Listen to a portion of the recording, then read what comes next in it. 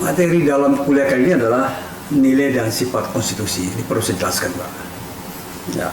Nilai konstitusi yang dimaksud adalah nilai atau values ya, sebagai hasil penilaian atas pelaksanaan norma-norma dalam suatu konstitusi dalam kenyataan praktek ya. Sebuah nilai tersebut, Carl Levinston dalam bukunya Reflection on the Value of Constitution membedakan 3 macam nilai atau values of the Constitution, yaitu normative value, kedua nominal value, yang ketiga semantical value. Nah, ini yang pendapatnya dari Carl Levinston. Menurut pandangan Carl Levinston, dalam setiap konstitusi selalu terdapat 2 aspek penting, yaitu sifat idealnya sebagai teori dan sifat nyatanya sebagai praktik. Artinya sebagai hukum tertinggi dalam konstitusi selalu terkandung nilai-nilai ideal sebagai dasolen yang tidak selalu ditindih dengan dasein atau kenyataan nyatanya di lapangan.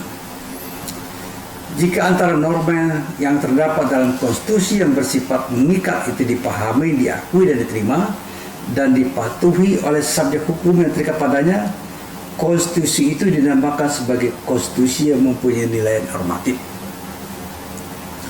Kalaupun tidak seluruh isi konstitusi itu demikian, tapi setidaknya norma-norma tertentu dalam konstitusi itu apabila memang sungguh-sungguh ditaati dan berjalan sebagaimana mestinya dalam kenyataan, norma-norma konstitusi maksud dapat dikatakan berlaku sebagai konstitusi dalam pengertian normatif. Ya.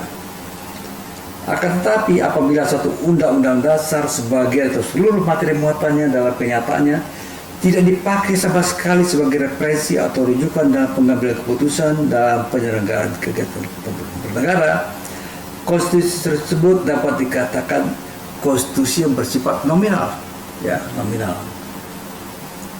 Ya, ketika kenyataannya dalam kenyataannya keseluruhan atau bagian isi undang-undang dasar itu memang tidak dipakai dalam praktik, keseluruhan undang-undang dasar tersebut sebagai bersifat nominal.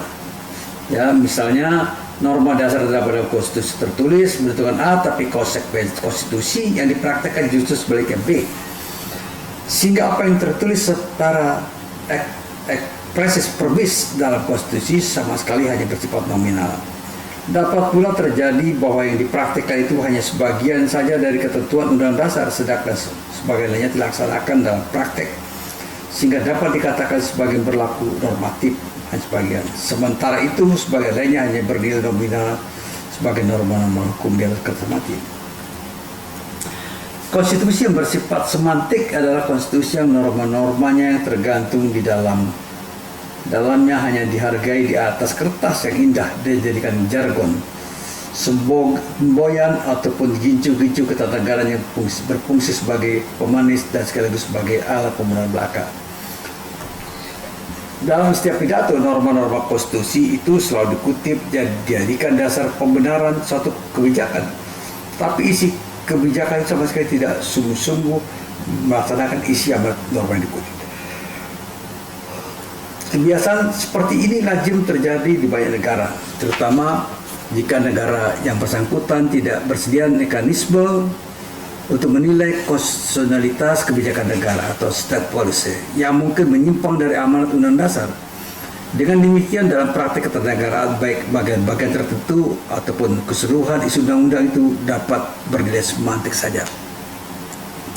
Sesungguhnya pengertian-pengertian mengenai sifat konstitusi biasa dikaitkan dengan pembahasan tentang sifat-sifat yang lentur, fleksibel, kaku atau rigid, tertulis dan yang formal dan material.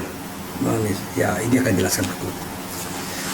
Pertama, perbedaan antara formal dan material konstitusi, formal dan material. Ya, ini yang penting sekali ya.